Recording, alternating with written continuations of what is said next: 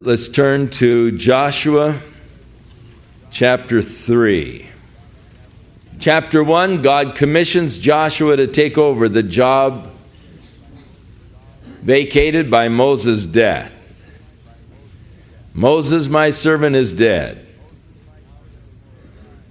Now therefore arise and go over this Jordan. Be strong, be of good courage. I will be with you wherever you go. Every place you put the sole of your foot I have given to you. And as I was with Moses, so I'll be with you. Keep the law. So in chapter 2, he sent the 2 spies who went to the house of Rahab. And the covenant was made with Rahab concerning the protection and safety of her family if they would remain in the house from which the scarlet cord hung from the window. Now we come to chapter 3. Then Joshua rose early in the morning, and they set out from the acacia grove, and they came to the Jordan, he and all of the children of Israel, and they lodged there before they crossed over. So they have broken camp. They are moving. They are now ready to cross the Jordan and begin the conquest of the land that God had promised to Abraham. And so it was after 3 days that the officers went through the camp, and they commanded the people, saying, when you see the ark of the covenant of the Lord your God, and the priests and the Levites bearing it, then you shall set out from your place and go after it. Yet there shall be a space between you and it of about 2,000 cubits, or 3,000 yards, about 3/5 of a mile. Do not come near it, that you may know the way by which you must go. For you have not passed this way before. New territory. Going to gain new ground. You haven't come this way before. Now, they are going to be led now by the Ark of the Covenant. Up to this point in their wilderness experiences, they have been led by the pillar of fire and by the cloud. Now there's a change. And they will not see the cloud or the pillar of fire any longer. They are to be led by the Ark of the Covenant. Within that ark, of course, are the tables of stone upon which the law is inscribed, the covenant that God made with these people. If you will keep the law and the statutes, then I will be a God unto you, and you shall be my people. And they are now to begin their march into the promised land, being led by the priest who bear the Ark of the Covenant. So Joshua spoke to the priests, saying, take up the Ark of the Covenant and cross over before the people. So they took up the Ark of the Covenant, and they went before the people. And the Lord said to Joshua, this day I will begin to magnify you in the sight of all Israel, that they may know that as I was with Moses, so I will be with you. So Joshua, this is the day that I'm going to begin to demonstrate to Israel that you are an ordained, chosen, anointed leader.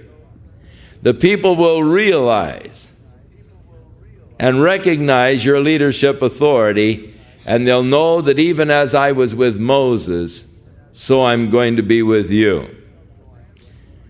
You shall command the priest who bear the Ark of the Covenant, saying, when you come to the edge of the water of Jordan, you shall stand in the Jordan. So Joshua said to the children of Israel, come here and hear the words of the Lord your God. Joshua said, by this you shall know that the living God is among you, and that he will without fail drive out from before you the Canaanites, Hittites, Hivites, Perizzites, Girgashites and the Amorites and the Jebusites. Behold, the ark of the covenant of the Lord of all the earth is crossing over before you into the Jordan. Now therefore take for yourselves 12 men from the tribes of Israel, one man from every tribe, and it shall come to pass, as soon as the soles of the feet of the priests who bear the ark of the Lord of all the earth, shall rest in the waters of the Jordan, that the waters of the Jordan shall be cut off from the waters that come down from upstream, and they shall stand as a heap. So, this is going to take a real exercise of faith. As far as the Red Sea was concerned, God said, stretch out your rod over the Red Sea. And the Red Sea parted before they ever got to it. And they went through the Red Sea as on dry ground. This is a little different. Going to take a little more of an exercise of faith. Because they're going to have to stand in the water before the water stops. They're going to have to step on in. And as they are standing there in the water, then God will cause the Jordan to cease flowing at this flood time. Now, the Jordan, it says, always overflows its banks at harvest time.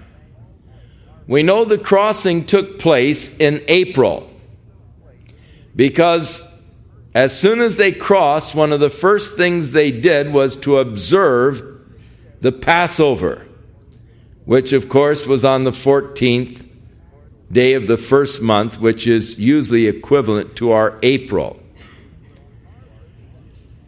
The harvest that is referred to is the barley harvest that comes some 60 days or so before the wheat harvest. The barley and the flax are harvested in April. And so it is this time of the year that the waters of the Jordan River are usually at their highest, at the flood stage, as the snow on the mountains of Hermon are melting and the waters of the Jordan rise. It usually crests in the month of April.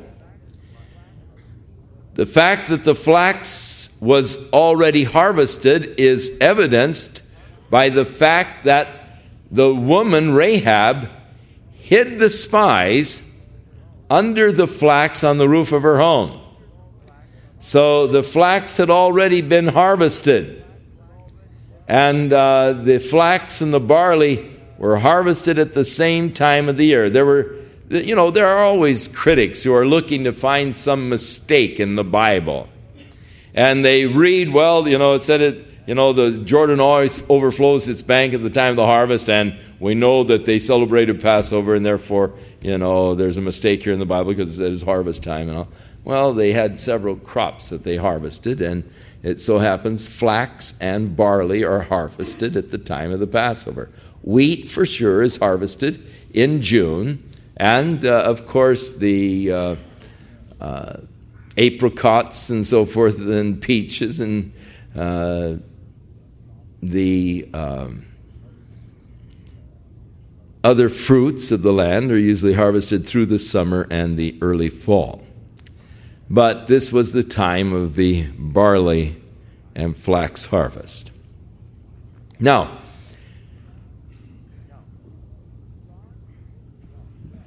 God seeks to develop a depth of our relationship with Him. And God wants to bring us into a walk of faith. Now, we rebel against that walk of faith. We don't like it when we can't understand what God is doing. I want to know why this happened to me. I want to know why God allowed this. And to say to me, well, you just have to trust the Lord, all things work together for good to those who love God, doesn't always satisfy me. I want to know, what good is this? I can't see any good. And we don't really like this position of faith of just having to say, well, I know God is working. I know it's going to be for the good. And just that commitment and rest, I find that difficult. I want to understand. And so often in my prayer, the question why is being asked. God, why? Explain to me, Lord, why you did this, or what you are doing, or what you're working out, Lord.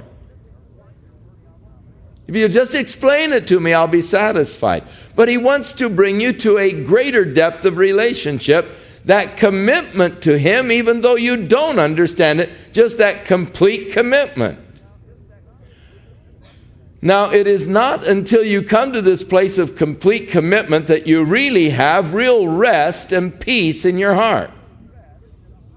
It's the highest faith being manifested when you can accept as from God the circumstances of your life without having to have an understanding or an explanation.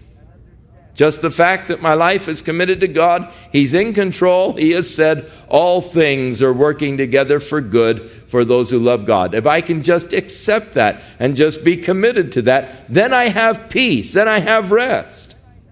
I can't be disturbed. But if I have to always have the answer, then I'm going to find myself constantly searching, seeking, restless as I'm trying to rest in my intellect, in my understanding, rather than in the Word and the promise of God. Now, God is honored when I rest in His Word and rest in His declarations. It doesn't mean anything for me to rest in intellect or understanding. Oh, I see now. Oh, okay, God, forgive me all the things I said about you. I see what you're doing now. That's fine. That's pretty sharp. But Lord, I didn't realize, and I'm sorry I said all those things. But and we always find ourselves, in this place of complaining and charging God foolishly because I don't know what He's doing until the thing begins to unfold. Well, God is pleased only when we, by faith, trust in Him. Without faith, it's impossible to please God. There are people who are constantly insisting that God works, say, in the miraculous or in healing. And if the healing doesn't come, then they're completely shattered. How can I trust God? He doesn't answer my prayers.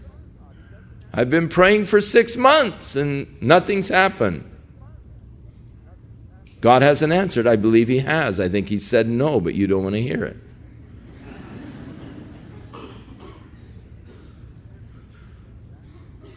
Commitment. That is a step, a level that God wants to bring you to. And so God is teaching them now the lessons of faith. The waters won't part before you get there. You're going to have to stand there. Your feet are going to have to get wet. But as you step into the water, as you are standing there in the water, then I will stop the flow of the Jordan. And it shall come to pass, verse 13, as soon as the soles of the feet of the priest who bear the ark of the Lord of all the earth shall rest in the waters of the Jordan, that the waters of Jordan will be cut off, the waters that come down from upstream, and they shall stand as a heap. And so it was. When the people set out from their camp to cross over the Jordan with the priest bearing the ark of the covenant before the Lord, or before the people, and as those who bore the ark came to the Jordan, and the feet of the priest who bore the ark dipped in the edge of the water, for Jordan overflows all its banks during the whole time of harvest, that the waters which came down from upstream stood still and rose in a heap very far away at Adam, the city that is beside Zaretan. Now, we have no idea where this area is. Zaretan, Adam have not been located by the archaeologist, and so the place where the Jordan River was stopped is still a mystery. But the waters that went down into the sea of the Arabah, the salt sea, failed and were cut off, and the people crossed over opposite the city of Jericho. Then the priest who bore the ark of the covenant of the Lord stood firm on dry ground in the midst of the Jordan, and all Israel crossed over on dry ground until the people had crossed completely over the Jordan. So what happened is that the priest went into the Jordan River. As they went in, started wading into the Jordan River ceased flowing. And they stood in the middle of the Jordan River holding the Ark of the Covenant as all of the people passed by, until they all were over on the other side. Now it came to pass when all the people had completely passed over the Jordan, that the Lord spoke to Joshua, saying, "Take for yourselves 12 men from the people, 1 man from every tribe. Command them, saying, Take for yourselves 12 stones from here, out of the midst of the Jordan, and from the place where the priest's feet stood firm. You shall carry them over with you and leave them in the lodging place where you lodged tonight." Then Joshua called the 12 men whom he had appointed from the children of Israel, 1 man from every tribe. And Joshua said to them, "Cross over before the ark of the Lord your God into the midst of the Jordan, and each one of you take up a stone on his shoulder, according to the number of the tribes of the children of Israel, that this may be a sign among you when your children ask in time to come, saying, What do these stones mean to you? Then you shall answer them that the waters of the Jordan were cut off before the ark of the covenant of the Lord, when it crossed over the Jordan, and the waters of the Jordan were cut off, and these stones shall be for a memorial to the children of Israel forever." So, where the priests were standing in the middle of the river, 1 man from each tribe was to take a large stone, carry it on his shoulder. They made camp that night in a place that they later called Gilgal, and it became an important city in the history of Israel, or in the early days of the history of Israel. We find them coming to Gilgal to offer sacrifice and to worship the Lord. But they set up this pile of stones, 12 large stones in a pile, in an area that is really without stones. It's just very flat, sandy desert area there between the Jordan River and Jericho. Now, the purpose of this pile of stones was a memorial. God knows that we have a tendency to forget even the glorious works of God in our lives in the past. I am amazed at how people can forget the wonderful things that God has done for them. I know people that have had marvelous miracles wrought by God in their lives, in their families. And yet, strangely, they forget what God has done and they turn away from God. I find that difficult to understand.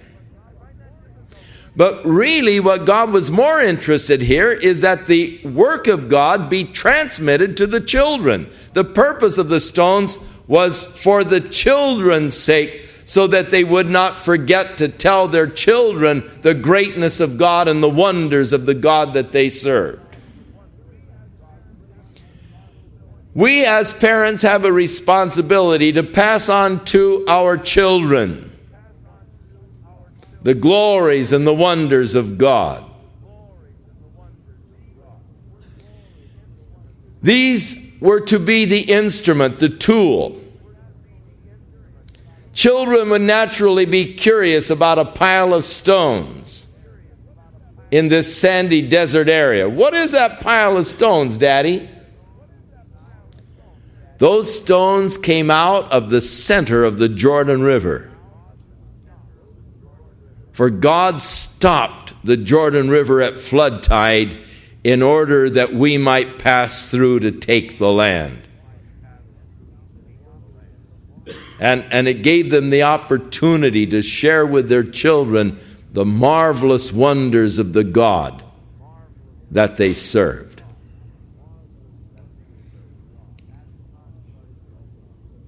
Passing on to our children the works of God is a very important thing. And so when the children ask, what do they mean? You shall answer them that the waters of the Jordan were cut off before the ark of the covenant of the Lord. When it crossed over the Jordan, the waters of Jordan were cut off.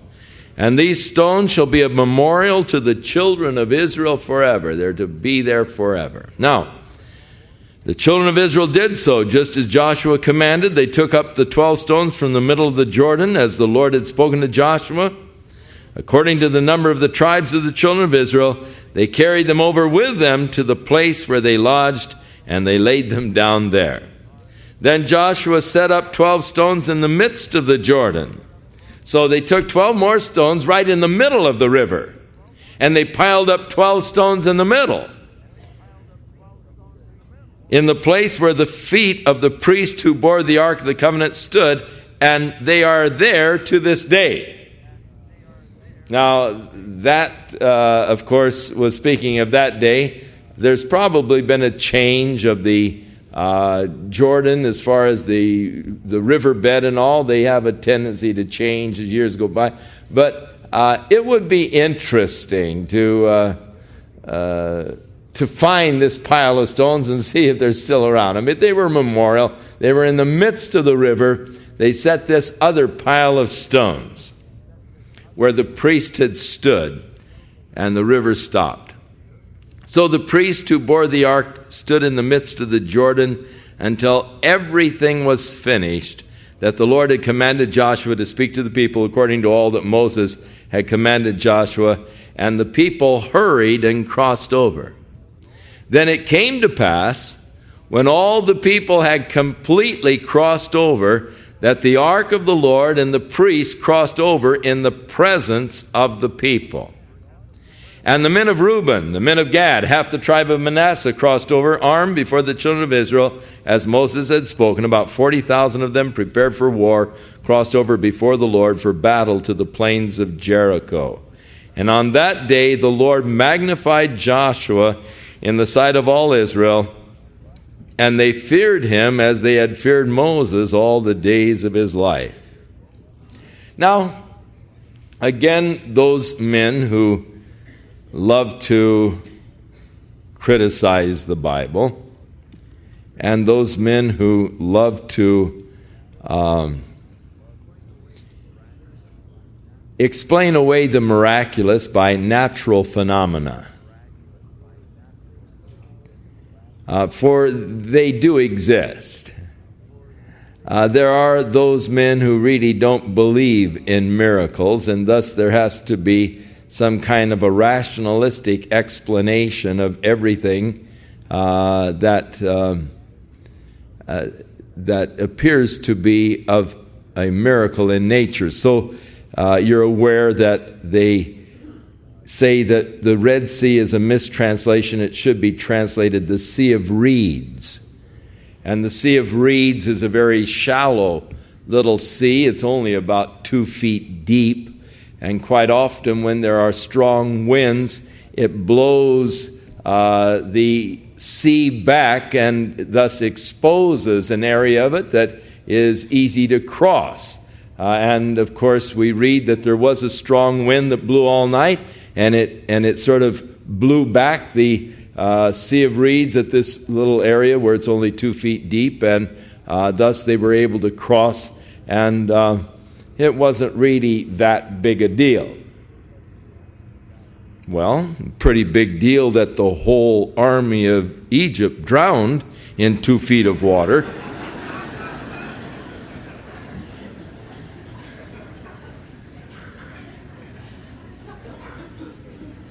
And in explaining the Jericho or the Jordan River stopping, on up the Jordan River, near where the Jabbok enters. The Jordan River has carved out, of course, as rivers do, erosion in these banks, sandy limestone type of banks, and it's carved out its path, its bed. And especially at flood time, when there is a great rush of water, they declare that the eroded banks will sometimes cave in and form a natural earthen dam. And this is no doubt what happened, is that the waters eroding away at the banks, there was this great cave-in of the banks, and it formed the earthen dam, and that's what stopped the Jordan River. They may be correct in that assessment. That is possible. But then you've got the glorious miracle of timing. How did Joshua know that 70 miles away at that precise moment when the priests put their feet in the water that thing was going to cave in and form the earthen dam upstream? And isn't it fortunate that it didn't give way and the water didn't come rushing down again until the last one was across? My, what a perfect timing of this whole issue, you know. Possible that that's the way it was, and God is able to time things perfectly. It's possible that is a natural explanation of the fact that the Jordan River stopped. But it still is a glorious miracle. Even the timing of the whole incident would be the miraculous aspect to it. You can't take God out of it, no matter how hard you try. You can't take God out of it. Through this miracle, the people recognized Joshua as the divinely ordained leader. And the Lord fulfilled his promise as Joshua was magnified in the sight of all of Israel, and they feared him as they feared Moses all the days of his life. Then the Lord spoke to Joshua, saying, "Command the priests who bear the ark of the testimony to come up from the Jordan." And Joshua therefore commanded the priests, saying, "Come up from the Jordan." And it came to pass, when the priest who bore the ark of the covenant of the Lord had come up from the midst of the Jordan, and the soles of the priest's feet touched the dry ground, that the waters of the Jordan returned to their place and flowed over all of its banks as before. So again, perfect timing. They just got out in time as the water returned in the flood stage. Now the people came up from the Jordan on the 10th day of the first month, and they camped at Gilgal on the east border of Jericho. And those 12 stones which they took out of the Jordan, Joshua set up in Gilgal. And then he spoke to the children of Israel, saying, "When your children ask their fathers in time to come, saying, 'What are these stones?' then you shall let your children know, saying, 'Israel crossed over this Jordan on dry ground.' For the Lord your God dried up the waters of the Jordan before you until you had crossed over, as the Lord your God did to the Red Sea, which he dried up before us until we had crossed over. That all the peoples of the earth may know the hand of the Lord, that it is mighty, and that you may fear the Lord your God forever." So, a memorial. You'll always remember the power of God. Now, you remember when the spies had come to the house of Rahab. She said, "We've heard about your God, how he dried up the Red Sea, and how he destroyed the two kings on the other side of the river. And fear has gripped our hearts, and our strength has gone from us." Imagine the effect that this miracle had on the men of Jericho as they were watching from the walls. They had heard about how God had dried up the Red Sea. There may have been skeptics among them. But when they saw the Jordan River stop and they saw these 3 million people come crossing over the Jordan, and then as soon as they were across, saw the Jordan begin to flow again. The fear, the terror that must have gripped the inhabitants of Jericho. At that point, they knew they were had. They knew it was just a matter of time. It was all over for them. And so it was when all the kings of the Amorites who were on the west side of the Jordan, kings of the Canaanites who were by the sea, heard that the Lord had dried up the waters of Jordan from before the children of Israel until we had crossed over, that their heart melted and there was no spirit in them any longer because of the children of Israel. They at that point really just sort of capitulated. They just sort of figured, hey, it's all over. Interesting when you get into the whole typology. Because as we pointed out earlier, the Jordan River is a type of the death of our old nature, the reckoning of our old nature to be dead, crucified with Christ. It is wrong to make it a type of physical death and entering into heaven. But it is a symbol of this death of the old man, as I am identifying in the crucifixion. I am crucified with Christ. Nevertheless, I live, yet not I, but Christ is living in me. Where I no longer am ruled by my flesh. Paul said that the old man was crucified, that the body of sin might be kategero, put out of business, thrown down. That is, that you should not be ruled by your body appetites any longer. Now, this is the mark of the natural man. He's ruled by his body appetites. Jesus, speaking of the natural man, said he is only concerned in what shall I eat, what shall I drink, what shall I wear. After all these things, he said, the heathen seek.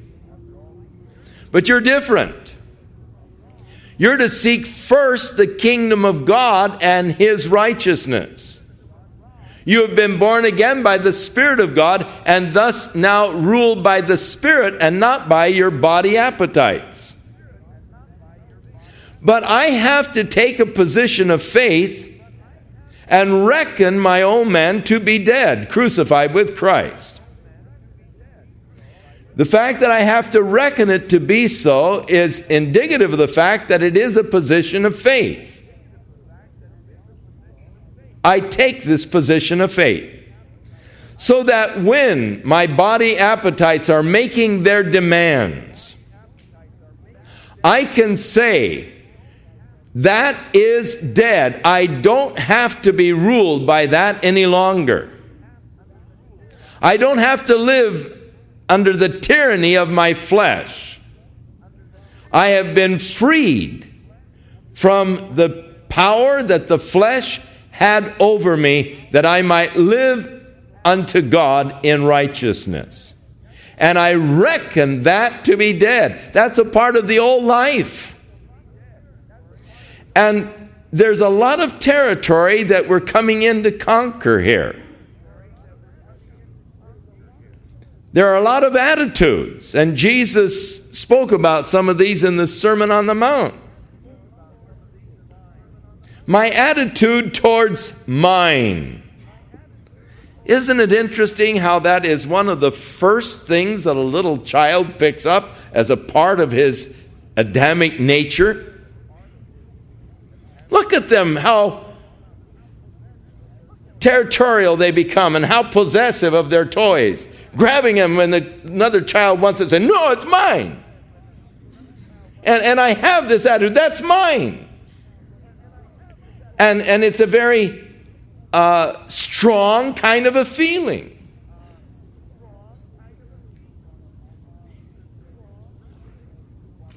Jesus, in expressing what our attitude really should be, said, if a man sues you at law to take your coat, throw in your cloak also. Don't be possessed by your possessions.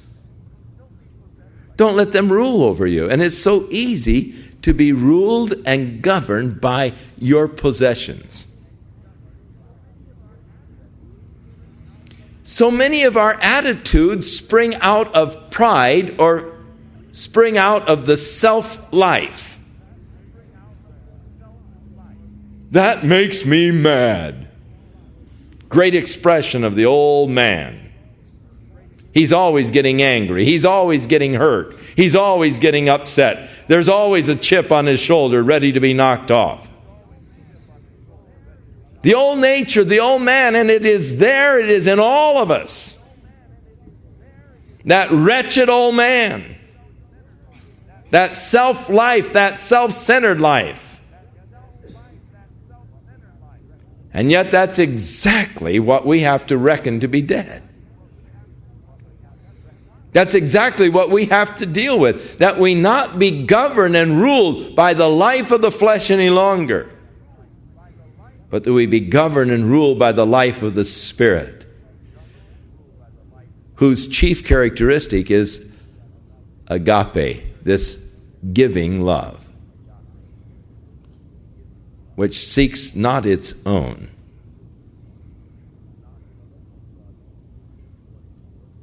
Now that's what God is wanting to work in each of our lives. And that's why he brings us to the Jordan River. Now, too many people are like the tribe of Gad and Reuben, who say, hey, we like it on this side of the Jordan. I don't need to go in there and take that land. I'm not interested. I like living over here. You know, this pleases and satisfies me. And there are many Christians who are still in bondage to the flesh, to the life of the flesh.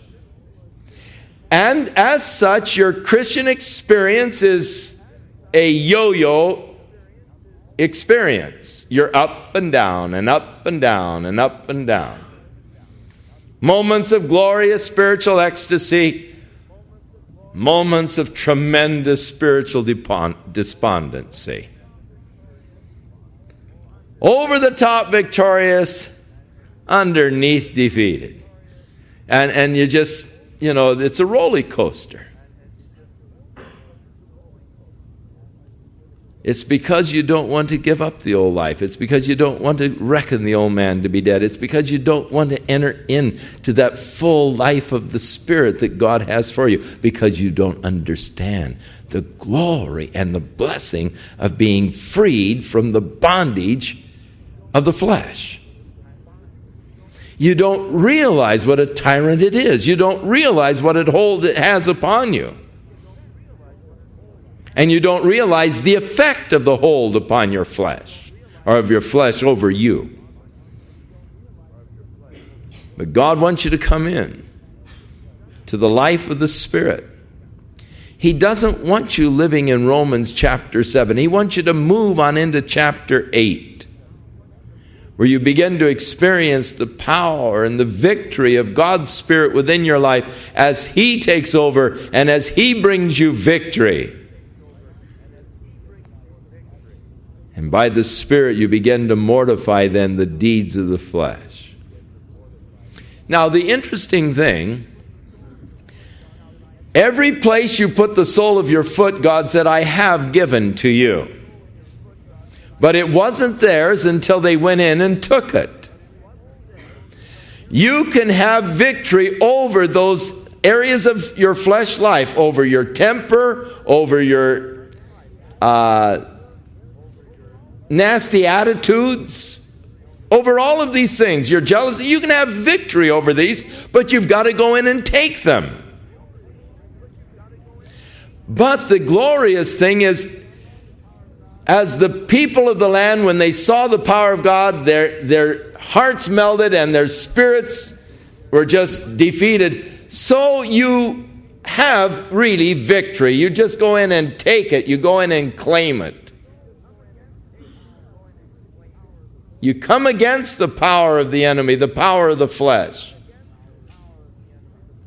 through the greater power of Jesus Christ. And as we were studying Thursday night in Luke's Gospel, when a strong man is holding on to the things in his household, there is that peace within until a stronger man comes and rips away his defenses, his armor. And Jesus, the stronger man, has ripped away the defenses of Satan, and you can have the victory of Christ over the life of the flesh. You don't have to be subject to your flesh any longer.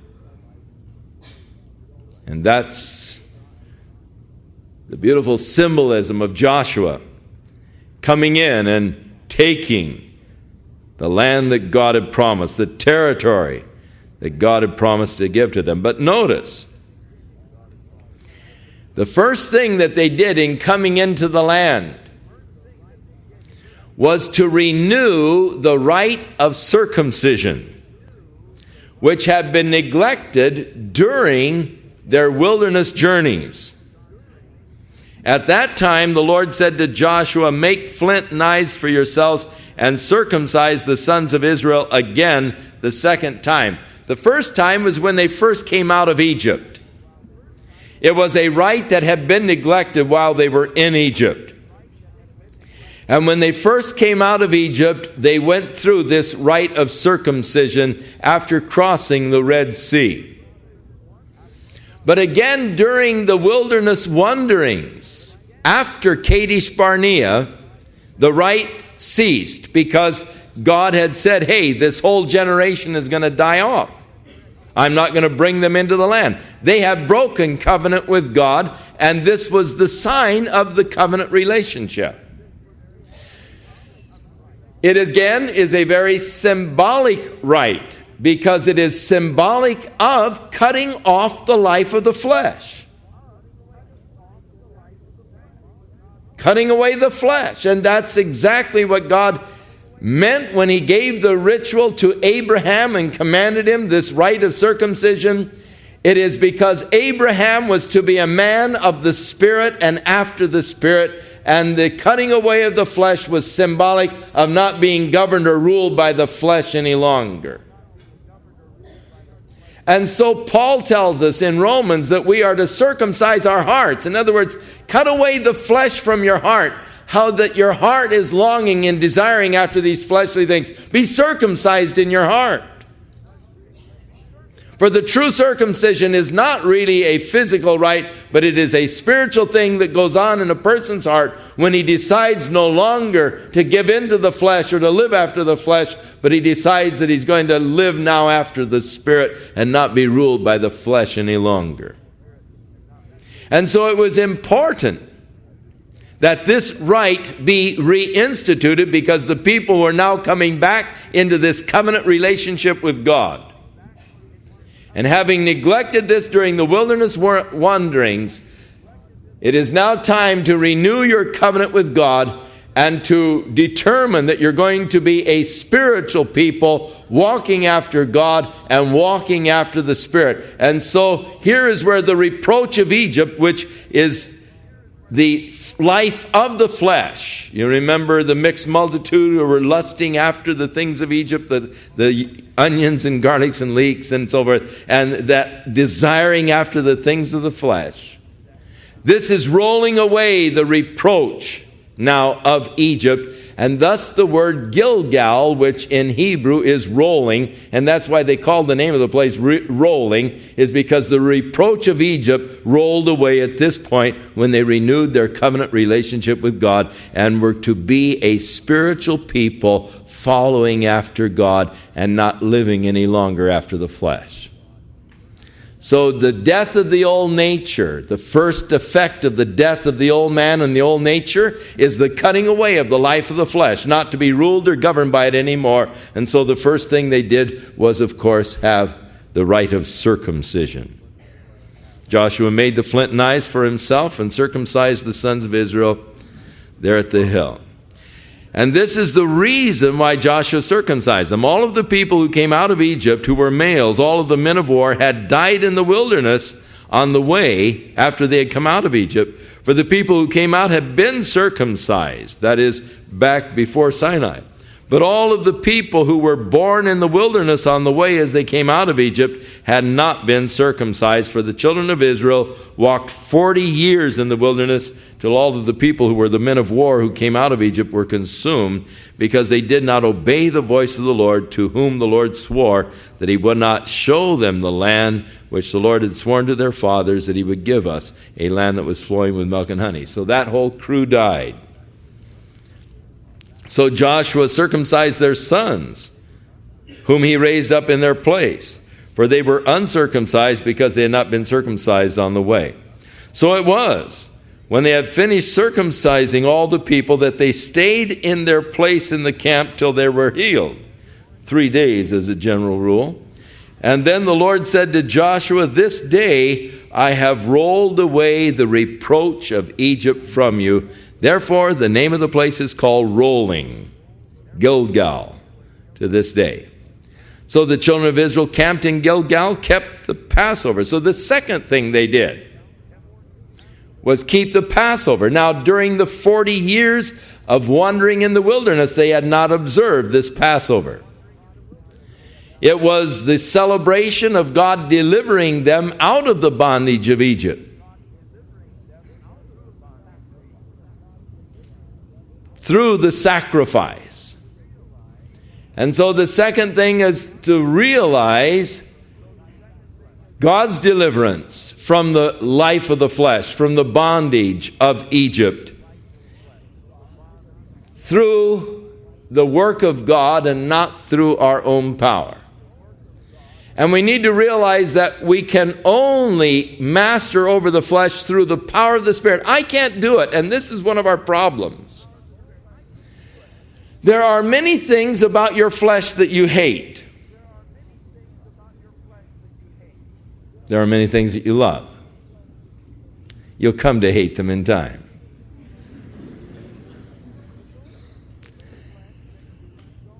But those things of your flesh that you don't like,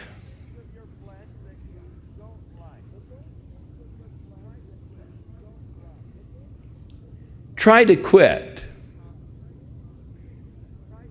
Try to conquer it. Let's say that you're a very ill-tempered person. You have a way of just losing your temper and blowing off. Stop it. Try to. Let's say that there's someone that you just can't stand. You hate. They cause your flesh to curl. Love them. Try loving them. Now you can try. You can start thinking good things about them. And sort of start thinking on the good side instead of the negative side. Those things that irritate you so. Their tone of voice, their attitude, their haughty spirit, those things that just make you upset. Don't think about those. Think about, they have pretty eyes, or, there's something good about them if you look hard enough. And start thinking about the good aspects of them. And think, there's, the poor person, they have their problems. But after all, this and that. And, start thinking good. And they, well, yeah, I think, that I can love them. Sure, I love them. Yes, isn't that nice? I love them. And that'll work fine until you meet them. And as soon as you meet them, that other side comes out. So dominant that you walk away and you say, I hate them. I can't stand them. Wish they were dead, I can't conquer my flesh in my own power. It takes the work of God for me to have victory. The Passover is recognizing that it was God's deliverance. He was the one that delivered us.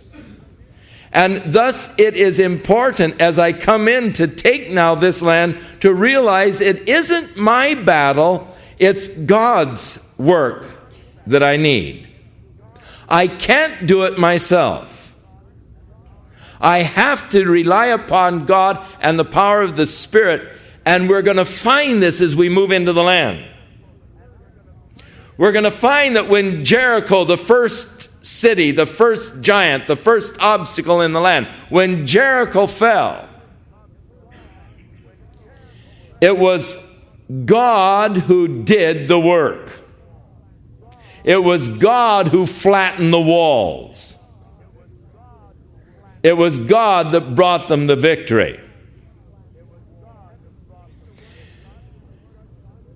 Having seen the work of God in the destruction of Jericho, the next little town they came to was Ai, not nearly as big as Jericho. Not nearly as formidable, and they're flush with victory after all. Didn't we wipe out Jericho? Joshua, don't send the whole army. We'll just go down there and wipe it out, and we'll bring back the trophies of war. How quickly we can revert from the spirit to the flesh. Paul said to the Galatians, "Oh, foolish Galatians, who hath bewitched you that you should so soon turn from the truth? Having begun in the Spirit, are you now going to be made perfect in your flesh?" And it's something that we're going to have to learn and something we're going to have to deal with. Our crazy old nature that somehow thinks, well, I can do it. Now that I've learned the secret, I've found the answers, and I can do it. Now, just let me go, God. Let me show you what I can do. And we head for Ai. And we come back with our tail between our legs as we experience the defeat.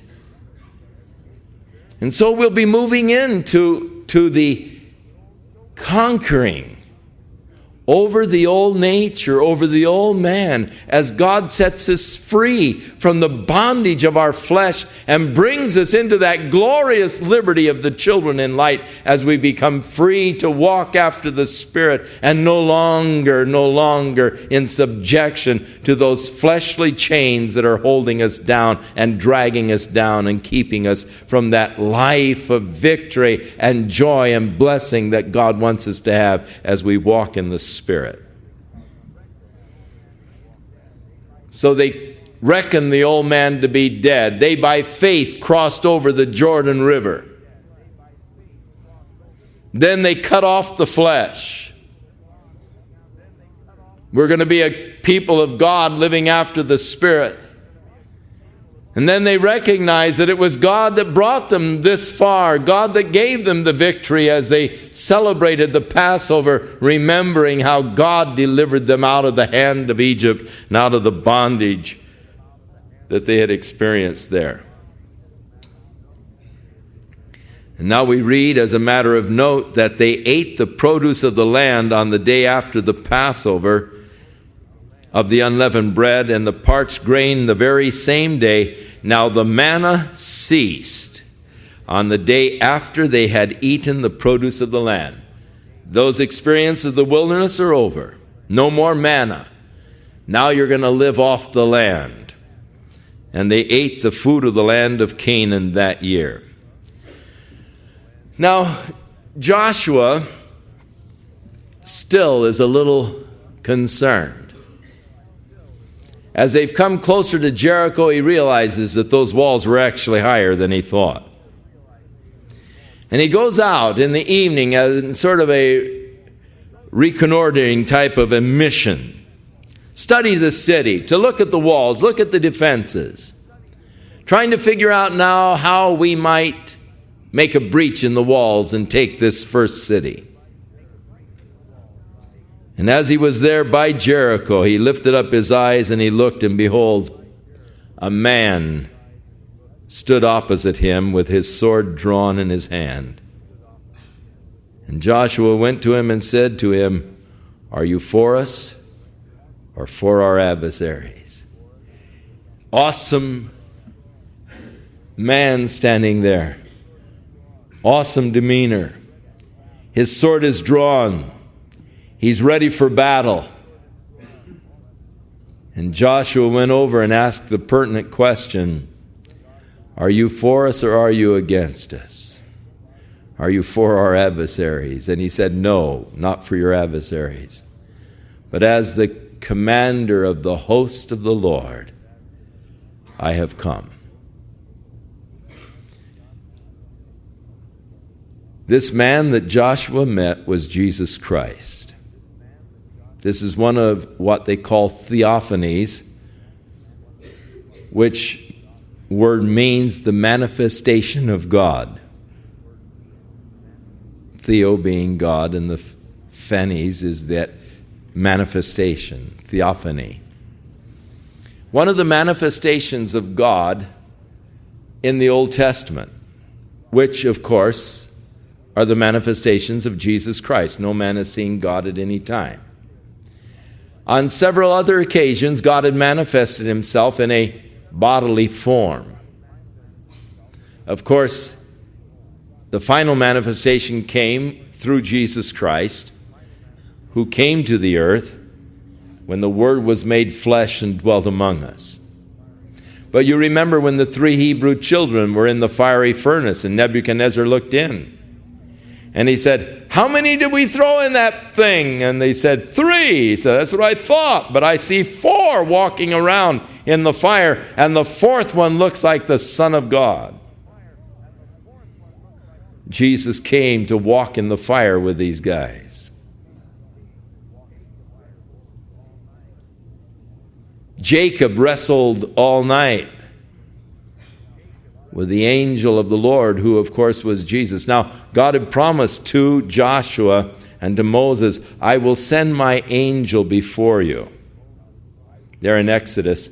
And this is the fulfillment of God's promise, to send his angel before him. Listen to him, obey his voice, hearken unto him, because he's going to be tough. He's not going to forgive transgressions. And so this is the fulfillment of that promise, the angel of the Lord coming to lead the army of God, none other than Jesus Christ. Because when Joshua fell down and worshiped him, he received the worship. Now, in the book of Revelation, twice when John fell before the angel who was giving him the revelation and sought to worship him, the angel said, "Stand up, I also am a servant of God, and worship God." In Deuteronomy, the command was, "Thou shalt worship the Lord thy God, and him only shalt thou serve." So angels were not to be worshiped. The fact that Joshua fell down and worshiped, and the worship was received, indicates the divinity of this man with a drawn sword. Not only did he fall down and worship, but he immediately surrendered. What does my Lord say to his servant? He immediately recognized his authority and surrendered and submitted to him, as they were commanded in Exodus, obey his voice. Follow him and obey his commands. And so Joshua submitted immediately, waiting now for orders. I think that Joshua was tremendously relieved. I think that he was really reluctant. to take the responsibility that God had placed on him, and he was frightened. It was awesome to lead 3 million people into a land, to conquer the land. You've got years of fighting in front of you, some fierce wars. Awesome responsibility, and Joshua was afraid. God said, be strong, be courageous, don't be afraid. Tremendously relieved when he finds out that he's not responsible. There's one that is higher than he that is responsible for the victories. It's not on my shoulders to do it. It's up to him to do it. And oh, what a relief it is when we discover that same truth. It isn't my responsibility. It isn't up to me. I can't do it, but the Lord has come to help me and to give me the strength and the power and to lead me into victory. And he leads me all the way. Important thing that I just obey and I follow him, that I heed his voice, that I keep his commands. So the Lord said to Joshua, just take your sandals off. The place where you're standing is holy. And so Joshua did so.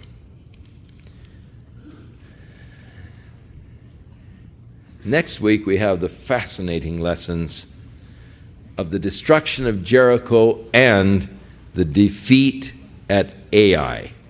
And oh, what lessons there are to be learned in these stories. Again, don't forget, if you want to sign the petition, you'll find them in the office.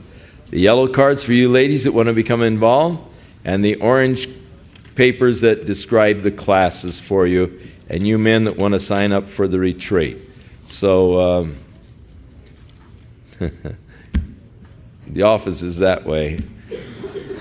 Stay and talk for a while. Don't all head over there at the same time. May the Lord bless you and watch over and keep you. And may God help you to begin to conquer and to begin to be more than a conqueror through his power and by his Spirit. That you might indeed be free from the flesh, from its demands, from its reigning over you.